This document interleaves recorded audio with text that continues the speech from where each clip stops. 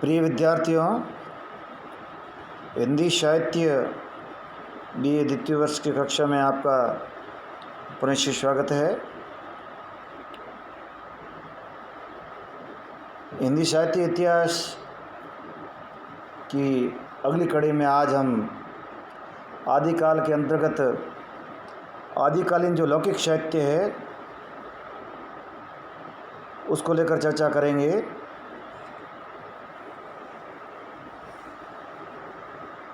हिंदी साहित्य के आदिकाल में जैन एवं सिद्ध साहित्य धर्माश्रित होने के कारण और रासो साहित्य राज्याश्रित होने के कारण सुरक्षित रह गया।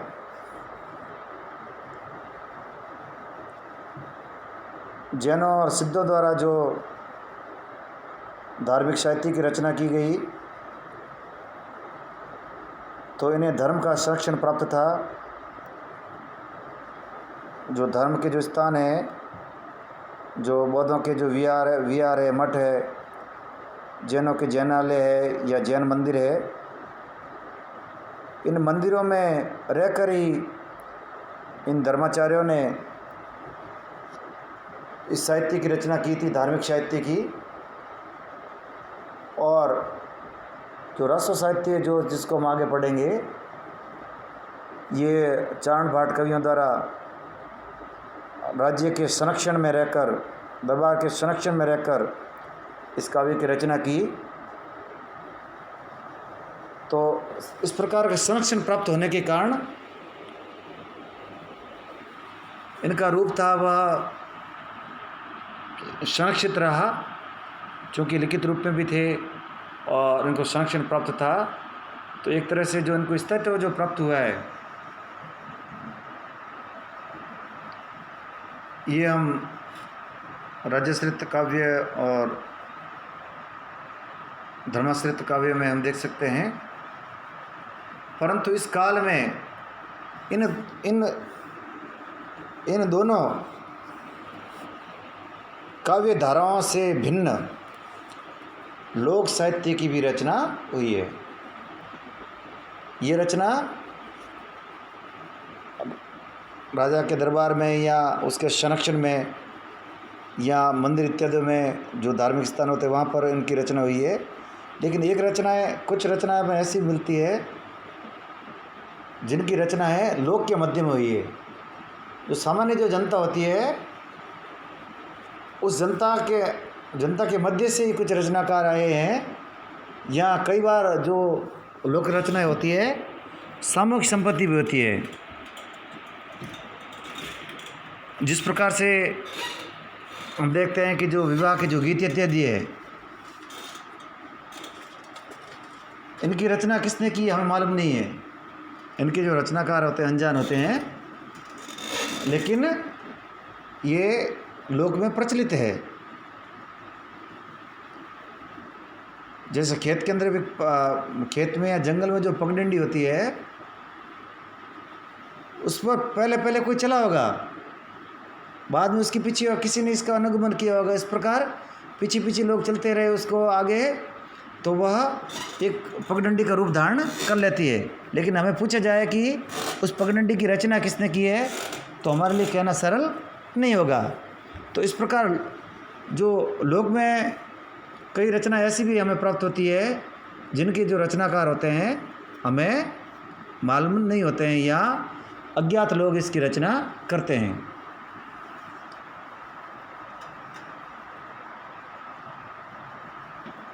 अनेक कारणों से जो लोकाश्रित काव्य है वह लुप्त हो गया। इसका कारण यही है, विभिन्न लोकगीतों के माध्यम से लोक में जो थोड़ा बहुत शेष रह गया है उसे अवश्य ज्ञात होता है कि आदिकाल में लौकिक साहित्य भी लोक में प्रचलित रहा है। यानी जो ज़्यादातर जो साहित्य है उसको संरक्षण प्राप्त नहीं हुआ और वो विलुप्त प्राप्त हो गया, या उसका स्वरूप बदल गया, या गीतों के माध्यम से वो आगे से आगे पीढ़ी दर पीढ़ी चलता रहा। तो इससे हम इतना तो कह सकते हैं कि आदिकाल में भी इस प्रकार के जो लोकाश्रित या जो लोक काव्य है उसका अस्तित्व अवश्य ही रहा होगा। और वर्तमान में जो उपलब्ध जो लोक साहित्य है उसकी कुछ रचनाएं जो अभी भी हमें प्राप्य है, संरक्षण नहीं मिलने के बावजूद भी, ये रचना कुछ इस प्रकार की है जिसमें ढोला मारूरा दूहा अपने पश्चिमी राजस्थान में ये बहुत ही प्रचलित है। उसको विस्तार से हम आगे और पढ़ेंगे।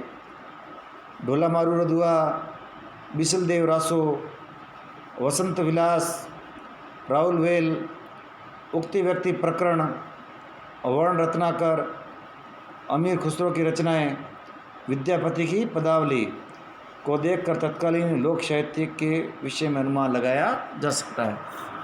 ये कुछ जो मैंने अभी नाम गिनाए हैं ये लोक काव्य है जो हमें अभी भी उपलब्ध है।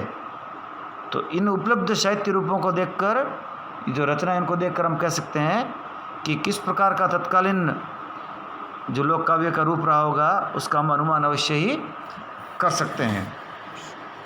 अब हम जो उपलब्ध जो लोक काव्य है उसकी रचनाओं को विशेष अध्ययन करेंगे। जो प्रथम जो रचना है वह है ढोला मारूरा दूहा। राजस्थान में जन जन का कंठहार है ढोला मारू दूहा। ये पश्चिमी राजस्थान में की लोक कथाओं में, लोक गाथाओं में ये ढोला और मारू के दोहा बहुत प्रचलित है। इसमें कछवा वंश के राजा नल के पुत्र ढोला और पुंगल जो वर्तमान जो बीकानेर है उसको प्राचीन समय में पुंगल कहा जाता है। पुंगल के राजा पुंगल की जो रूपवती कन्या है मरवड़ी, उसकी प्रेम कथा है। तो ढोला मारू की जो लोक कथा है अपने पश्चिमी राजस्थान में बहुत ही लोकप्रिय है, लोक प्रचलित है।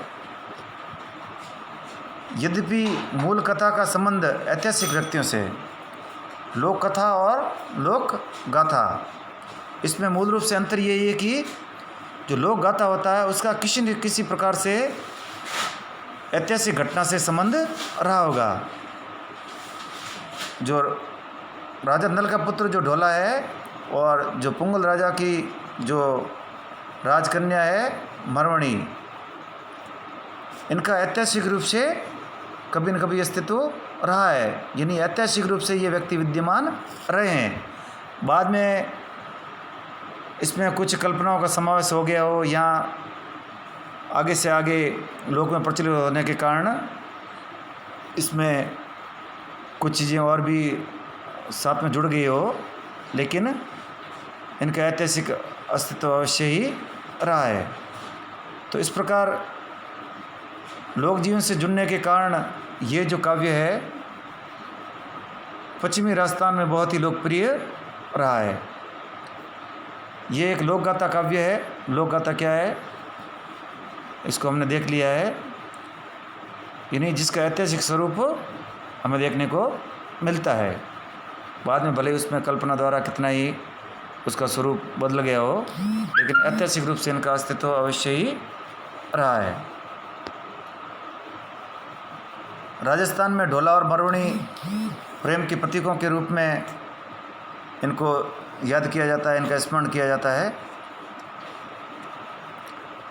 संदेश रासक एवं बिसल देव रासो की भांति ये भी एक विरह काव्य है। विरह काव्य जहाँ पर प्रेम के जो दो पक्ष होते हैं इनमें अलगाव हो जाता है या किसी कारण से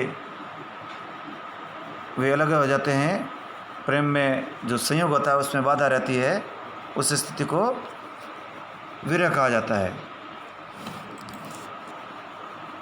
तो ये भी एक प्रकार का विरह काव्य है।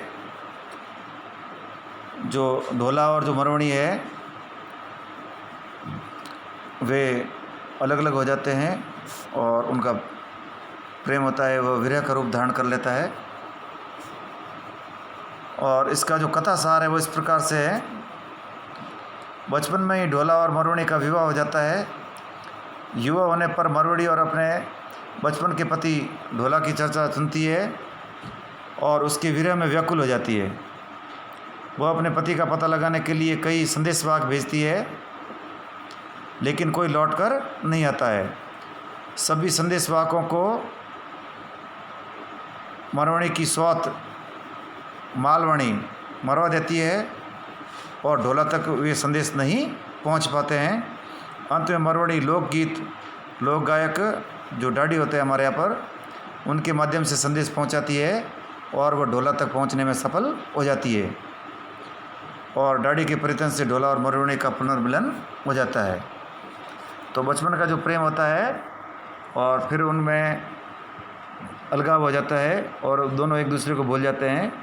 फिर किसी प्रकार से मरवाड़ी को अपने बचपन के प्रेम के बारे में पता लगता है कि उनका किस प्रकार से बचपन में विवाह हो जाता है और ढोला तक वह विशेष कई प्रकार से प्रयत्न करती है कि उनके संदेश उन तक पहुंच जाए, लेकिन चूँकि उसका भी विवाह हो जाता है तो उसकी जो सौत होती है, ढोला की जो दूसरी रानी होती है, वह उन संदेशवाहकों को या तो मरवा देती है या संदेशों को उस तक नहीं पहुंचने देती है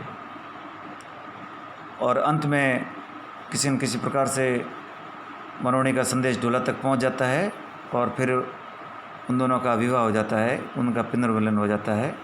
तो ढोला मारू की जो कथा है उसका हमारे पश्चिमी राजस्थान में बहुत ही व्यापक प्रभाव है। इसको अभी भी याद किया जाता है। ढोला मारू रदुआ परंपरागत 12 मासा का वर्णन नहीं मिलता है।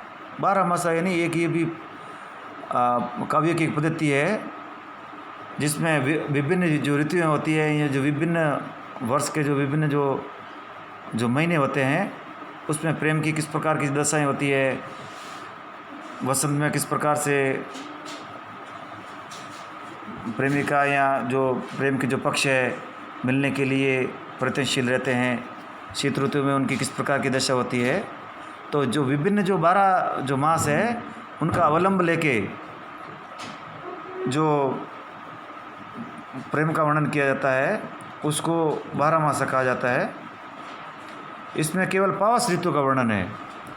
परंपरा का जो 12 मासा है, जैसे नागमती विरह में हमने देखा था, हिंदी साहित्य का जो अपने प्रथम वर्ष है उसमें हमने देखा था नागमती जो विरह वर्णन है या नागमती जो वियोग खंड है, उसमें नागमती किस प्रकार से अलग अलग जो माह होते हैं वर्ष के, उसमें अपने विरह का वर्णन करती है।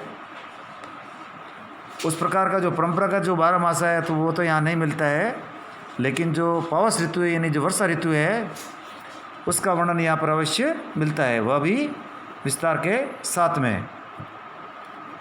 ढोला मारू रदुआ मारवाड़ का जो तत्कालीन जो लोक जीवन है उसका वास्तविक प्रतिबिंब हम कह सकते हैं इसे।